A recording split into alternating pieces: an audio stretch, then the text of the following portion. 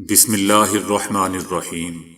السلام علیکم دوستو، دنیا بھر کی بریکنگ اور سلیکٹڈ نیوز میں آج آپ سنیں گے، لیکن اس سے پہلے اگر ہو سکے تو لائک اور سبسکرائب کا بٹن ضرور دبا لیں، شکریہ۔ ترک صدر رجب طیب اردوان نے یونانی قبرص میں مسجد پر ہوئے حملے کے بارے میں کہا ہے کہ ہماری عبادت گاہوں پر اس طرح کی تخریب کاری میں ملوث ہونے کی آپ کو بھاری قیمت ادا کرنا پڑے گی۔ ہم ان واقعات میں ملوث افراد کی تلاش میں ہیں۔ صدر اردوان نے یہ بیان قطر کے دورے پر روانگی سے پہلے استنبول کے اتا ترک ایئرپورٹ پر دیا۔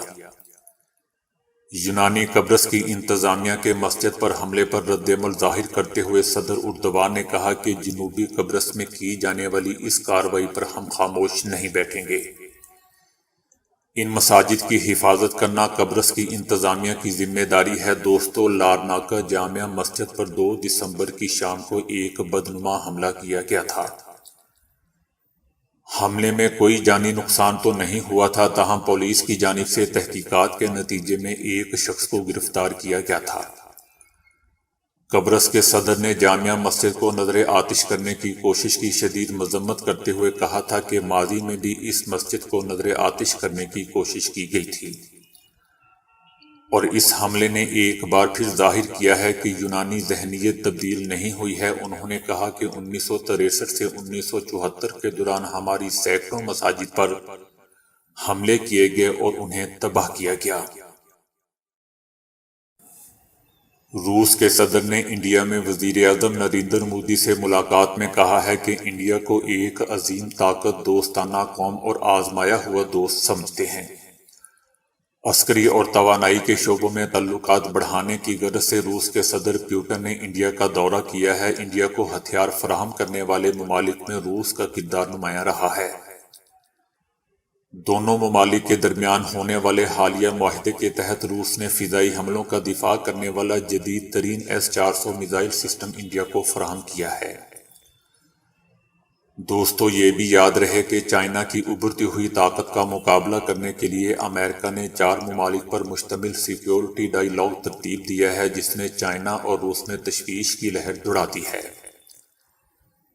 ان ممالک میں امریکہ کے علاوہ انڈیا، جاپان اور آسٹریلیا شامل ہے۔ سرد لڑائی کے دوران انڈیا اور سوویت یونین کے درمیان قریبی تعلقات تھے۔ انڈین تجزیہ کاروں کا کہنا ہے کہ روس کے چائنا اور انڈیا کے امریکہ کے ساتھ قریبی تعلقات کی وجہ سے انڈیا اور روس کے درمیان تعلقات کی نوعیت سے متعلق تشویش پائی جاتی ہے۔ تجزیہ کاروں کا مزید کہنا ہے کہ تاہم صدر پیوٹن کے دورے کے بعد تمام شکوک و شبہات دور ہو چکے ہیں۔ اس کے باوجود روس کو علاقائی پیچیدگیوں کا مقابلہ کرنا پڑے گا، بالخصوص ایسے وقت میں جب چائنا اور انڈیا کے درمیان علاقائی تنازعات پر صورتحال روز بروز کشیدہ ہو رہی ہے۔ روس کے چائنا کے ساتھ قریبی تعلقات کے باعث خطے میں اس کا اثر و رسوخ انتہائی محدود ہے۔ کسی بھی شخص کے لیے سال کا سب سے خاص دن اس کی سالگرہ کا دن ہوتا ہے، اور کون ہوگا جو اس دن پر ملنے والے تحائف کو نہ لینا چاہتا ہو۔ لیکن کینیڈا میں 94 سالہ خاتون نے تحفے کی بجائے ایک عجیب فرمائش کر کے سب کو حیران کر دیا۔ کینیڈا کی 94 سالہ خاتون نینا راکٹ نے اپنی سالگرہ کے موقع پر تحفے کی بجائے کرونا ویکسین لگوانے کی فرمائش کر کے سب کو حیران کر دیا۔ خاتون کے دروازے پر ایک بینر لٹک رہا ہے جس پر درج ہے کہ میں آج 94 سال کی ہو گئی ہوں، مجھے تحفہ نہیں صرف ویکسین چاہیے۔ اس حوالے سے نینا راکٹ کی بیٹی مارگریٹ کا کہنا تھا کہ ویکسین دستیاب نہیں ہے، اس لیے یہ پیغام لکھ کر دروازے پر لگایا ہے۔ کینیڈا میں دوستو، گزشتہ برس دسمبر سے کرونا ویکسینیشن جاری ہے، تاہم اب تک 94 سالہ نینا راکٹ کی باری نہیں آ سکی ہے، جس پر وہ مایوسی کا شکار ہیں۔ وہ کہتی ہے کہ حکومتی وعدے پورے نہیں ہوئے اور ڈاکٹرز بھی نامکمل معلومات فراہم کر رہے ہیں۔ دوسری جانب نینا کی بیٹی مارگریٹ نے تمام عمر رسیدہ افراد کو مشورہ دیا ہے کہ وہ اسی طرح اپنے گھروں پر بھی کرونا ویکسین کی دستیابی کے لیے بینرز آویزاں کر دیں۔ شاید حکومت کو آپ کا خیال آ جائے۔ دوستو، یاد رہے کہ کینیڈا کرونا ویکسین کی تیاری کا انتظام نہ ہونے کی وجہ سے یورپی ممالک سے ویکسین لے رہا ہے۔ اور 7 مختلف سپلائرز کو 40 کروڑ خوراکوں کا آرڈر دیا ہوا ہے۔ طبی ماہرین نے انکشاف کیا ہے کہ کورونا میں مبتلا ہونے والی خواتین میں صحت یابی کے بعد بھی طویل عرصے تک بال گرنے کی شکایت برقرار رہتی ہے۔ سائنسی میگزین لینسٹ میں شائع ہونے والے آرٹیکل میں کہا گیا ہے کہ کورونا میں مبتلا ہونے والی خواتین میں بال گرنا شروع ہو جاتے ہیں اور صحت یابی کے بعد بھی طویل مدت تک یہ علامت برقرار رہتی ہے۔ چائنا کے شہر ووہان میں ہونے والی اس تحقیق میں 1655 مریضوں کو شامل کیا گیا جو 7 جنوری سے 29 مئی 2020 کے دوران زیر علاج رہے۔ ان افراد کے صحت یابی کے 6 ماہ بعد معائنے اور خون کے ٹیسٹ بھی کیے گئے۔ ان مریضوں سے حاصل کی گئی معلومات میں انکشاف ہوا کہ صحت یابی کے باوجود بھی کئی علامتیں طویل المدت تک برقرار رہیں، جن میں خواتین میں بالوں کا گرنا بھی شامل ہے۔ تحقیقی مقالے میں کہا گیا ہے کہ صحت یابی کے 6 ماہ بعد بھی 63% مریضوں کو تھکاوٹ اور پٹھوں کی کمزوری کا سامنا تھا، جبکہ 27% نے نیند کی مشکلات اور 22% نے بالوں کے گرنے کی بھی شکایت کی۔ 6 ماہ تک بالوں کے گرنے کی شکایت کے برقرار رہنے کے حوالے سے امریکن اکیڈمی آف ڈرمنالوجی ایسوسی ایشن کا کہنا ہے کہ کسی بھی قسم کے بخار یا بیماری میں بالوں کا گرنا عام بات ہے، جو طویل مدت تک بھی جاری رہ سکتا ہے۔ بھارت میں ایک شکی شوہر نے واٹس ایپ پر موصول ہونے والی ویڈیو کو دیکھ کر غصے میں آ گیا اور بغیر تحقیق کیے اپنی بیوی اور ایک رشتہ دار خاتون کو مار دیا۔ ریاست آندھرا پردیش کے ضلع نیلوری کے علاقے میں ایک شخص یہ کارروائی کر کے فرار ہو گیا۔ پڑوسیوں نے پولیس کو اطلاع دی، باڈیز کو ہاسپٹل منتقل کر دیا گیا۔ پولیس کا کہنا ہے کہ ابتدائی تفتیش سے ظاہر ہوتا ہے کہ خاوند کو واٹس ایپ پر ایک ویڈیو موصول ہوئی اور وہ چہرہ واضح طور پر نظر نہ آنے کے باوجود ویڈیو میں موجود خاتون کو اپنی بیوی سمجھ بیٹھا۔ پولیس کا مزید کہنا ہے کہ تفتیش کے دوران ثابت ہو چکا ہے کہ ویڈیو میں نظر آنے والی خاتون اس کی اہلیہ نہیں تھی۔ ویڈیو بھیجنے والے شخص کی گرفتاری کے لیے بھی ٹیم تشکیل دے دی گئی ہے۔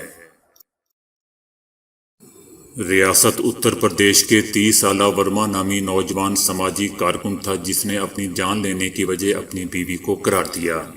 شاہ جہاں پور سے تعلق رکھنے والے نوجوان نے اپنی جان لینے سے پہلے آخری تحریر میں لکھا جس میں اس نے دعویٰ کیا کہ بیوی فیس بک سمیت دیگر سوشل میڈیا پر اسے ہراساں کرتی ہے۔ دوستو ورما کو اس کی بیوی نے سوشل میڈیا پر ہراساں کیا اور علیحدگی کے لیے 20 لاکھ بھارتی روپے ادا کرنے کا مطالبہ کیا۔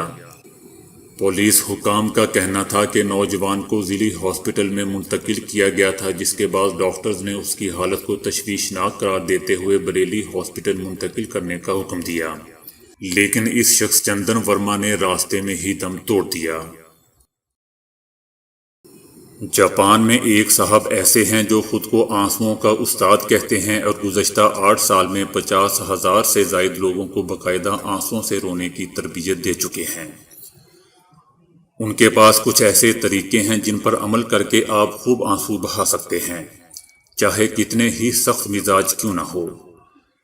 عام خیال کے برعکس نفسیات میں رونے اور آنسو بہانے کی خصوصی اہمیت ہے، کیونکہ اس سے ہمارے دماغ اور اعصاب پر دباؤ کم ہوتا ہے، دل کی دھڑکنیں معمول پر کم ہوتی ہیں، جبکہ مجموعی طور پر صحت بھی اچھی رہتی ہے۔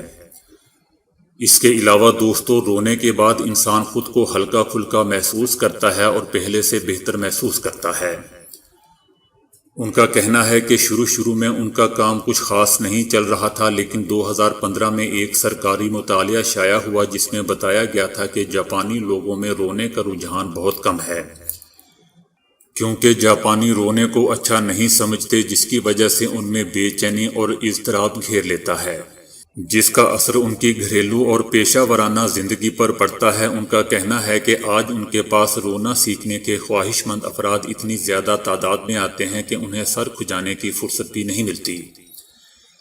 انہوں نے کچھ ایسی ٹیکنیکی اور عملی تدابیر بھی دریافت کی ہیں جنہیں اختیار کر کے کوئی بھی شخص صرف چند منٹوں میں رونا اور آنسو بہانا شروع کر دے گا۔ ایسی ہی ایک ٹیکنیک کو انہوں نے روئی کاستو آنسوؤں کی تلاش کا نام دیا ہوا ہے۔ آپ جتنا زیادہ آنسو بہائیں گے، آپ کی دماغی صحت پر اتنا ہی زیادہ اور اچھا اثر پڑے گا۔